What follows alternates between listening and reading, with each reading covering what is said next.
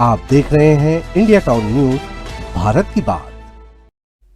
छत्तीसगढ़ की राजधानी रायपुर से एक बड़ी और निर्णायक प्रशासनिक खबर है, जिसने बीते कई दिनों से चल रही चर्चाओं, अटकलों और सियासी अफसरशाही हलचलों पर पूरी तरह से विराम लगा दिया है। रायपुर पुलिस कमिश्नरी के विस्तार को लेकर जो बातें कही जा रही थी, जो संकेत दिए जा रहे थे और जिन बयानों से प्रशासनिक गलियारों में हलचल मची हुई थी, आज उन सभी पर फुल स्टॉप लग गया। नमस्कार, आप देखना शुरू कर चुके हैं इंडिया टाउन न्यूज, भारत की बात, और मैं हूं आपके साथ सुधीर मिश्रा।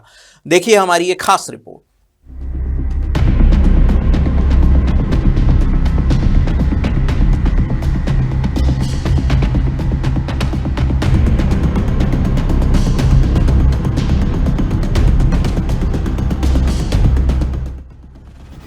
मुख्यमंत्री निवास में हुई आज की कैबिनेट बैठक में रायपुर पुलिस कमिश्नरी के दायरे को बढ़ाने से जुड़ा कोई भी प्रस्ताव नहीं आया। इसका सीधा और स्पष्ट अर्थ है कि कमिश्नरी वही रहेगी जितनी पहले तय की गई थी।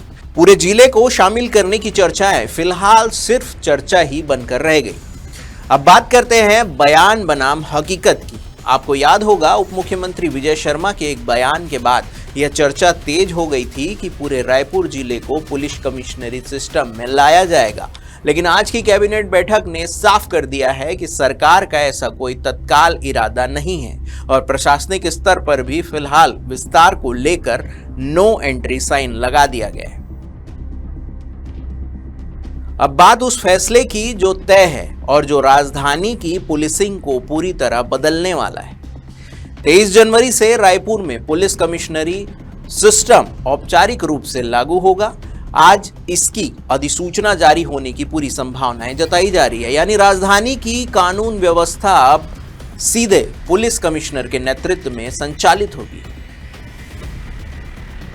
अब बात करते हैं पहला कमिश्नर कौन बनेगा। अब सबसे बड़ा सवाल यही है, राजधानी रायपुर का पहला पुलिस कमिश्नर कौन बनेगा। सूत्रों के मुताबिक दुर्ग रेंज के आईजी रामगोपाल गर्ग सबसे प्रबल दावेदार माने जा रहे हैं। हालांकि अगर अंतिम समय में समीकरण बदले तो सरगुजा रेंज के आईजी दीपक झा का नाम भी सामने आ सकता है। शासन प्रशासन के गलियारों में इस पर तेजी से मंथन चल रहा है और अंतिम फैसला अधिसूचना के साथ सामने आएगा। अब बात करते हैं कितने अधिकार और कितनी कमिश्नरी।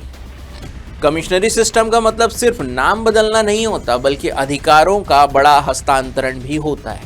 नई व्यवस्था में पुलिस कमिश्नर को धरना प्रदर्शन, जुलूस, निषेधाज्ञा, एनएसए, जिला बदर, ट्रैफिक कंट्रोल और कई गंभीर कानूनों के तहत शक्तियां दी गई है। लेकिन शस्त्र लाइसेंस, आबकारी से जुड़े अधिकार इस व्यवस्था से बाहर रखे गए हैं। यही बात पुलिस महकमे को खटक रही है। आईएएस बनाम आईपीएस, अब यहीं से शुरू होता है असली टकराव।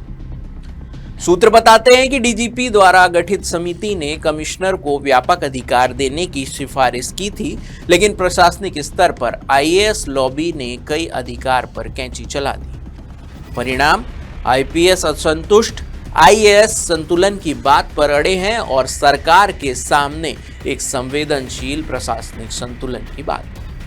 राज्य गठन के बाद यह पहला मौका माना जा रहा है जब आईएएस और आईपीएस खेमों के बीच इतनी खुली खींचतान सामने आई है। सरकार इसे कानून व्यवस्था सुधार की दिशा में साहसिक कदम बता रही है, लेकिन पुलिस के भीतर सवाल उठ रहा है, अगर अधिकार सीमित रहेंगे तो कमिश्नर सिस्टम से अपेक्षित नतीजा कैसे आएंगे। अब निगाहें टिकी है अंतिम अधिसूचना पर, कमिश्नर के नाम पर और इस पर कि सरकार आईएएस और आईपीएस टकराव को कैसे संतुलित करती है। फिलहाल के लिए आज के लिए इतना ही। देश प्रदेश की तमाम खबरों को देखने के लिए देखते रहिए इंडिया टाउन न्यूज, भारत की बात। नमस्कार। आप देख रहे हैं इंडिया टाउन न्यूज, भारत की बात।